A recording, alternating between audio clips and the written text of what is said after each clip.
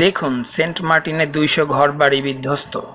ঘূর্ণিঝড় মোরা আজ মঙ্গলবার ভোরে কক্সবাজারের টেকনাফ ও সেন্ট মার্টিন সমুদ্র উপকূলে আঘাত এনেছে। ঝড়ে সেন্ট মার্টিনে ২ শতাধিক বাড়িঘর বিধ্বস্ত হয়েছে বলে স্থানীয় একজন ইউপি সদস্য জানিয়েছেন। এইসব এলাকায় প্রচণ্ড বেগে বাতাস বইছে, সঙ্গে হালকা বৃষ্টি হচ্ছে।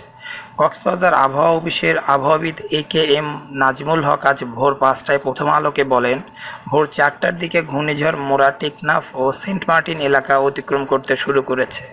এইসব এলাকায় এখন বাতাসের গতিবেগ ঘন্টায় ১১০ কিলোমিটার। তিনি আরও বলেন, ১৯৯১ ও ১৯৯৪ সালে আঘাত হানা ঝড়ের চেয়ে এবার ঝড়ে বাতাসের গতিবেগ কিছুটা বেশি বলে স্থানীয় লোকজন তাদের জানাচ্ছে। সেন্ট মার্টিন দ্বীপের ইউপি সদস্য হাবিবুর রহমান খান বলেন, ঘূর্ণিঝড়ের আঘাতে ভোর ৪টার পর থেকে সেন্ট মার্টিন লণ্ডভণ্ড হতে শুরু করে।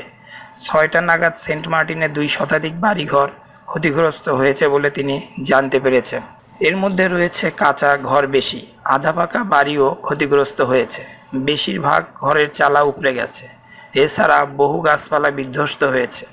যারা আশ্রয় কেন্দ্র ও হোটেল সহ বিভিন্ন স্থানে আশ্রয় নিয়েছেন তারা সবাই খুবই আতঙ্কের মধ্যে রয়েছেন। তারা বলেছেন, এর আগে তারা কখনো এমন ভয়াবহ ঝড় দেখেননি।